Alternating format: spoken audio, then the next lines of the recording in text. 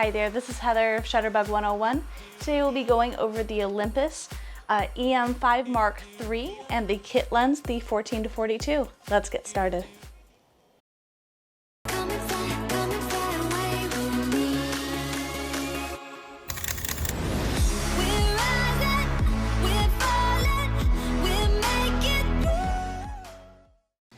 The Olympus E-M5 Mark III is a 20 megapixel micro four thirds mirrorless camera with 5-axis stabilization so good it will allow you to take up to 2-second exposures handheld with little to no shake. It uses Olympus's anti-static sensor with adhesive strips on the sides to keep the sensor clean, has phase and contrast detection autofocus, and has 121 focus points. The camera has a fully articulating touchscreen, shoots at 30 frames per second, has 4K video ability, is environmentally sealed, and the built-in Wi-Fi connection even allows you to transfer raw images. The Olympus E-M5 Mark III also has a few creative modes that are definitely brag-worthy. The Pro Capture mode that records 14 frames before you push the shutter button completely when capturing the perfect action shot, the focus bracketing and stacking that shoots up to 999 shots, and the live composite long exposure mode that records light already available and then only takes in new light. These examples are shown at the end of the walkthrough. For now, we will go over the buttons, doors, and menus to help you navigate this camera a little better. Okay, so the E-M5 Mark III. This camera I am pretty impressed with, at least when it comes to the comfort of it, when it comes to the ease of using it. For me, I've never been a huge Olympus fan because in past models I found that the outside was very complicated for me. I found that, at least for me, in my preference, it was a little hard to navigate. But this I feel like is a very simple outlay of a camera. Very easy to get through, and it has some really interesting creative modes, which I did mention during the B-roll footage of this camera. I did have a meeting with an Olympus rep where they did display some workshops when it came to showing the differences in the creative modes that I mentioned. So be sure to stay tuned at the end of the walkthrough where I did record the workshop and show what we did to show examples of what each of those modes would do. That way you can kind of see more yourself of what those modes are going to be really good for. Anyway, getting started with the camera. The front, of course, as you can see, is very, very simple. We have our one button here, which is going to be able to remove the lens. To put the lens back on, you're going to see the red dot here. You'll see the red dot on the lens. You're going to go ahead, line them up, turn and click, so it is back in place here. We do have a function button here, which is going to be on the front of the camera. At the moment, it's going to be like a preview button, I believe. I believe that this is programmable through the menu, so that is something to keep in mind. This is going to be our little LED light to help it focus if you need help focusing in a dimly lit situation, or maybe there's not enough texture for it to grab onto to help focus, so it'll shine a little light out of here to give it some LED assistance. On the sides of the camera here, as you can see, we have a few doors. This, of course, is going to be our mic port, so you can hook up a mic to this camera, give it some better audio than these current mics here up at the top of the camera. We have our shutter release port here, where this is going to allow you to hook up a corded shutter release to be able to control the shutter. And then the last one here is going to be our HDMI and our USB connection. The HDMI is going to be so you can connect it to a television set. You can show people a slideshow of your pictures straight from the camera, or else the USB is going to be for transferring photos to your computer or updating firmware. On the other side of the camera here, this is going to be our little door here for our memory card. It does display here on the door itself the correct direction to put the card in, and it does give you directions to push to eject because it is spring loaded. So you want to push down before you pull the card out. It is extremely important. The bottom of the camera here, of course, is going to display our screw mount, which is a universal screw mount for all tripods. And then our battery door here, which is going to just be this little switch here, which will allow you to pop the battery out. And then we're going to go ahead and go over the top of the camera here. So over here, this of course is going to be our on and off switch. As you can see, the lens that is an option that comes with this camera does have an electronic zoom, which when turned off, this barrel does go into the lens. And that of course will be the smallest that it will be able to be. Here is where we're going to change our drive mode. So if we were to flip our screen out here so we can see our drive mode, and you can see my shirt. Going over this button here, that's going to control the drive mode. So the single square is going to be one shot when I click the shutter button. It takes one picture when I click and hold that down, versus if I use my directional pad. We have silent mode, silent one shot. We have sequential high, which is continuous high, which is going to be that 20 frames per second that I was talking about earlier. There's the silent sequential mode. Pro capture high, which is just a higher resolution. Low sequential, silent, 12-second timer, custom timer, then you have your high res shots. So that's all going to be in the drive mode there. All right, so what this button does here is, instead of being able to see through the screen, it gives us some pretty general information, like what our ISO is on, what our white balance is on, you know, what certain settings are on here, like if it's on smile detection, autofocus, the drive mode, quality of picture, and it's primarily shot through the viewfinder instead of on the screen. So it just kind of gives you an option there of what the back screen is doing. We do have a hot shoe option here, which does have a cover. So you'll be able to use a flash on the top of here. This does not have a built-in flash, so that's something to keep in mind. So you will have to use a external flash if you do need some extra light. We do have our mode dial here, which does have a lock button, so you don't accidentally change your mode. Auto, of course, is going to be automatic, where the camera is making all the decisions for you.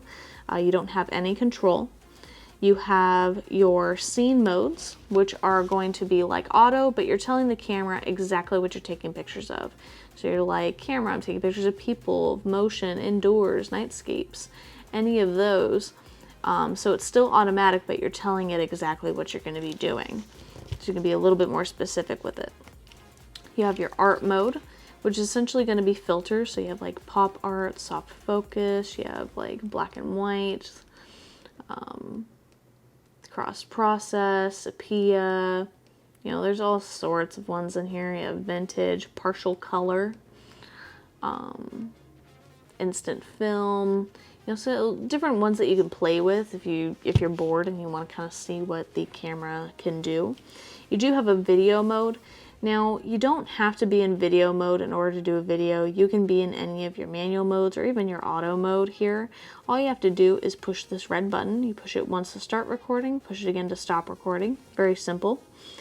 Your C mode is going to be your custom mode. This is going to be for a situation where, for instance, you're taking pictures in a studio setting where you might be using the same lighting all the time, but then you go outside and take some pictures,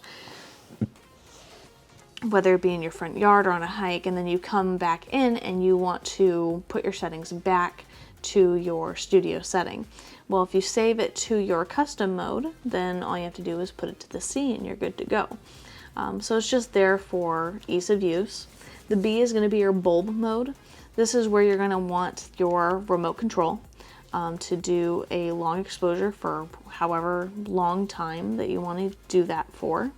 And then we have our manual modes here. So you have manual, which is going to be you have full control. The camera's only doing what you tell it to. S mode, which is your shutter speed mode, where you control how fast it takes the picture to capture motion, while the camera determines how much light it needs. The A mode, which is going to control your aperture, that controls the opening in the lens, how much light it comes in, or that nice blurry background, sharp foreground, while the camera determines the shutter speed for you. And then we have your P mode, which is your program mode. This will be your first step out of auto.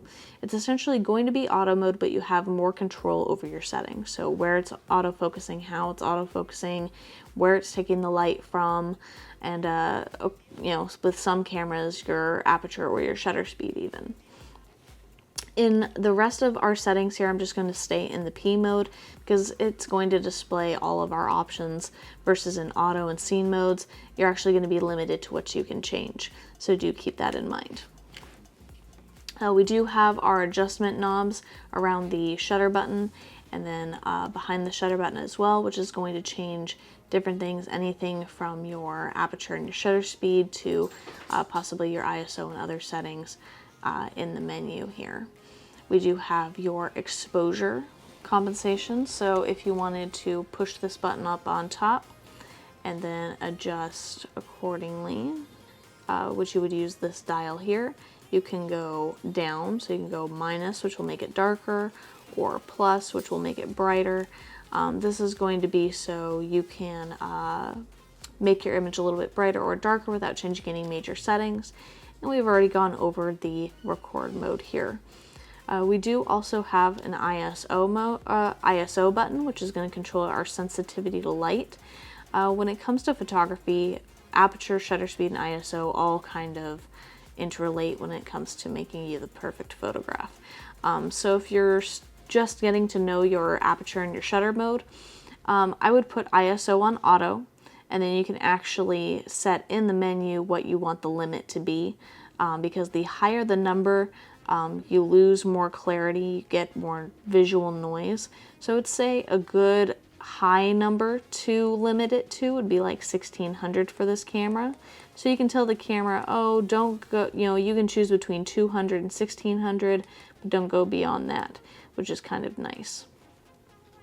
Okay, we're gonna go to the back of the camera here. So this here, all right, so this switch here, the 1 and 2, 1 is going to be your autofocus. When you switch it to 2, that's actually going to go into manual focus for you. So you would focus with this front ring on the lens. Otherwise, if you're in mode 1, it's going to be on autofocus, where if you push the button halfway down, it's going to focus for you, which is going to be really nice. You have your auto focus lock and your auto exposure lock, which you'll just click and hold here, recompose, and take the picture, depending if you want to lock in your focus or lock in your light. We have our menu button here, which we'll go over last. Our info button is going to control what you see on the back of the screen here. So it can give you more information versus less information, which this is the most simple. I prefer this one here because I can see my battery level, I can see how many pictures or video I have left, and because I don't have an SD card, naturally everything's at 0, and it just gives me my basic information here. Now, because this is touchscreen, right now if I click the screen, it's on this symbol here, it means that it'll focus and it will take the picture if I have a card in it, apparently. Otherwise, it'll be no touch or touch to autofocus, so I can just tell it where to autofocus and take the picture myself with my shutter button. So depending on what you want to do, you just click that there and tell it what to do. You have your OK button, which is going to actually be It's going to give you a very similar outlay to what this button does, but it allows you to change these things. This is actually going to be your quick menu. So these are going to be the most common things that you're going to change on a regular basis. So instead of having to dive into your actual menu, you can just press OK and change things on your quick menu and quickly get them over with. So you can change your ISO, your white balance, which is going to be your temperature control, more warm, more cool. You have, again, more white balance settings, how it considers color, sharpness, contrast, the flash mode when you do have a flash, the autofocus area if you want to change that, your autofocus mode, which is going to be single autofocus for still subjects where it's going to focus and lock on a subject, continuous autofocus, which will continually autofocus on a subject as long as it moves in the frame, manual focus, again you can change that just by switching that to 2 if you would like to do that. And these are going to be combined here. If we want to go back, you can go ahead and just push the OK button to select what you want to do. You have your face priority. We have our drive mode, which of course is also determined by this button up on top. Our metering, where it's taking the metering from. So ESP, which is going to be kind of everything. It's going to consider the entire frame and find you a right balance. Center weighted, which is taking whatever's in the center, and then you have spot, which will allow you to take something from like the edge instead of just the center and consider for that and allow you to recompose. You have your aspect ratio, which 4:3 or 3:2 is going to be the most common for your pictures. RGB, you always want to keep it on RGB. Your stabilizer, if you want to turn that on or off. The only time you should ever turn this off is if it's on a tripod, so do keep that in mind. Otherwise, handheld, you always want to keep this on. Image stabilizer for movies, same thing. You have your image quality, which at the moment is at RAW. You can also do JPEG, or you can do RAW and JPEG. Your video quality, how many frames you want to do, that sort of thing, highlight and shadow control, and then like button functions if you do want to change those. So your quick menu allows you to change all of those things without having to dive into the actual menu, which is fantastic. You have your playback button, which allows you to play back pictures on the card that you have in the camera. The trash can button, of course, is to delete those pictures that you don't want. And now we're going to go ahead and dive into the actual menu here. Now the menu itself, I'm really just going to kind of skim over. As you can see, it does guide you through the menu on this camera, so it does kind of give you a definition of what you're looking at, which is kind of nice. But a lot of these are going to be on your quick menu, laid on out on the outside of your camera already, or they're going to be settings that you probably won't ever change. So if you do want me to go further into a certain setting on this camera, please let me know in the comments below and I'll be happy to clarify. So the first tab here is our shooting menu 1. This is you can reset or choose custom modes, which is gonna be like that C mode up at the top. You have your picture mode, which is gonna control that color. You can do the same thing from your quick menu. Your quality settings, your aspect ratio, digital teleconverter, I wouldn't worry too much about that. Your drive mode, again, through this button up on top or through your quick menu. Then you're already into shooting menu 2, where you can turn bracketing on or off, high definition resolution, your keystone composition, which is just going to control any kind of warping when it comes to tall buildings. Let's see, anti-shock or silent mode, high resolution shooting, where a tripod is required, no moving subjects, using a wireless flash like remote control mode. A lot of Olympus flashes can do this if it is a RC flash. You have your video menu, which is going to be very, very similar, where you're just telling it what mode, what quality, how many frames per second you want to shoot, so nothing really different there. You have your playback menu, which is just going to allow you to edit certain ones, print orders, rotate images, that sort of thing. This is where it starts getting a little bit more complicated, is your custom menu, okay, because you can see that there are all these pages to the custom menu. So we have your autofocus mode, which we've already gone over on our quick menu. Autofocus or auto exposure lock, which is going to be this guy here. We have your autofocus scanner. Let's see, how sensitive you want the continuous autofocus to be, how sensitive you want it to motion. Like I said, a lot of these you're just never going to change, which is totally fine. Autofocus illuminator, which is that LED light at the front that I was telling you about. Autofocus focus adjustment, manual focus distance, the focus ring, on the lens itself, which direction you wanted it to focus in. Bulb time focusing, resetting the lens. You can do button functions. You can change, like I said, that button up in front. Some of these other buttons here, like the dial functions, the playback function. However you wanted to customize those, you could do so. The continuous settings, flicker reduction for if you're doing video in fluorescent lights, the image stabilizer, the grid settings, which will allow you to put a grid on your screen or through the viewfinder to help you balance out or compose your images a little bit better. Peaking settings and histogram settings are all going to be so you can see like certain highlights and shadows in an image.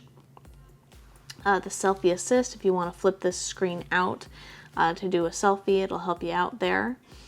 USB mode, HDMI mode, exposure shift, ISO steps, like the noise filter. These are just going to be ones that you just won't use unless you're specifically using it for a specific circumstance. So I wouldn't worry about them just learning about the camera right away. Different flash modes here or settings. You have your white balance. You have your copyright settings, the lens info settings, the live viewfinder switch, so the little sensors here if you want to turn that on or off, or if you want to adjust it, what info you want available, the touchscreen settings, backlit LCD if you want it to go into sleep mode after so much time, auto power off if you want it to turn itself off after so much time. You have your card setup, which is actually where you'll format your card. Now, I always like to go over that in every camera that I go over. Formatting your card is extremely important. After you've gone on vacation or you've shot at an event, you always want to make sure that after you've backed up your pictures to a hard source like an external drive or an online source, whether it be Adobe or Google Drive or Dropbox or whatever it is, you've made sure they're safe. Instead of just deleting every picture with your trash can to start over again with the card, you want to go into card setup and format your card, because that's going to permanently erase every picture on there and reset it to how you purchased it. When you use the trash can, it essentially deletes the visible photo but keeps the data. So after so much time of doing that, that recycling bin can get full and it can corrupt images. It'll lock up your card. It can delete your future images. So just to keep things safe, every now and then go into card setup and format your card after you've made sure that you've backed up your images to your computer. On the setup menu, you can set the date and time, the language, your Wi-Fi and Bluetooth settings, so if you want to use your phone as a remote, or if you wanted to transfer images from the camera to your phone, you can do that. You can also do that with raw images with this camera, which is pretty awesome. You can check the firmware here to make sure that it is up to date. And that's pretty much it. So, as you can see, really simply laid out camera. There's not as many buttons and features on this to complicate it, at least for someone like me. I would go into your local camera store if you have one, someplace like Best Buy even, where they have them out on display. Hold one in your hands and see how comfortable it feels, because that's going to really make or break it for you, I feel like. Because, you know, cameras are a lot like shoes. What's comfortable for one person is not comfortable for another. So whether this is going to work for you or not, despite how much you might like the features, you always want to make sure it's comfortable in your hands. I mean, with its small size and weight, I like that it has this nice thumb grip back here. So for my hands, it really is comfortable. And then of course there are those creative modes that are very unique to this camera, which I really like, which I'm going to go ahead and go through and post those right now. Feel free to ask me any questions. The people talking in the videos are actually going to be my local Olympus reps, which were nice enough to show us how these creative features work. And were nice enough to let me record it so I can show my customers where I work, and I can show and share with you guys. So you can really see what those creative features do instead of just reading about them. If you have any questions, let me know in the comments below. And until next time, keep your eye out for inspiration, Shutterbugs. Bye. Okay, yeah, so it's buffering now. And when you hear it pop, press the rest of the way.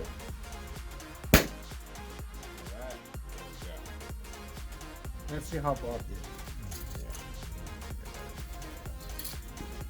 did. Okay. You got it. So there we go. Let's go back to the beginning and just see at what point, just because this is kind of the. All right, here. 1, 2, 3, 4, 5, 6, 7, 8, 9, 10, 11, 12, 13, 14. That's where he pressed the shutter. He has all these shots before he actually pressed the shutter that are recorded. So then you go down to focus bracketing, the one that we've got selected, and then you get to select from 1 through 10 as to how much difference there is in between each shot. We've got it set on 8 right now. From 1 to 10, you can change the charge time if you're using a different manufacturer's flashes. You can program the flash charge time. So we're in bracketing. Our focus point is set way over here in this corner. The box line up. Screw. And I've got a 2-second delay on it. Oh wait, not on this one I don't. Did you focus on the foreground? Yeah. Yeah, and it moves forward. It took 8 shots. It's now manipulating them into one. I have it set with that on high res. So that's live. It went back to live. You can see the background's not in focus. That's the actual image. You can see that there is a slight crop. Yeah. So if I go back and forth to the live, where the background's not in focus. See that it's exposing, but just like a bulb mode, it's going to continue exposing. It just keeps going and getting brighter and brighter and brighter because there's so much light in here. This long exposure, you would never be able to see. I mean, you can. Yeah, that's it. Can see it. Yeah, and it's just going to continue to overexpose. So that is the example I want to show you before we move into the live composite. No. That's the whole idea. So the next mode, if we click down 1 into live composite, so that is going to have 3 shutter presses. The first shutter press is actually going to read the ambient light in the room and register and make our base shot. And then the second shutter is actually going to start the composite, and then it will only take in a series of composites at whatever shutter speed you want, but it's only going to read new light. So that base exposure we took, that light is never going to get any brighter. That wall's never going to change. The only thing that you're going to see change is new light that enters the scene. And that's how the Star Trails works. That's how street lights work, ferry boats, cars, all that. And then to finish it, you just hit it again. So we got our first shot. This is our base. I'm underexposing it a little bit so we can see the light better. Second shot. You can see it's running, still running. It's live. It's not overexposing. You can do this for up to 3 hours. We could just do this for 3 hours and have that same shot. Yep. And then we add new light. Hopefully that's working because I can't see it and I just ran into a wall. It is working. That's so cool. And then you can leave it still for another 10 more minutes, 20 more minutes, 3 hours. And it will still never overexpose those lights because it already registered that as its base Oh. exposure.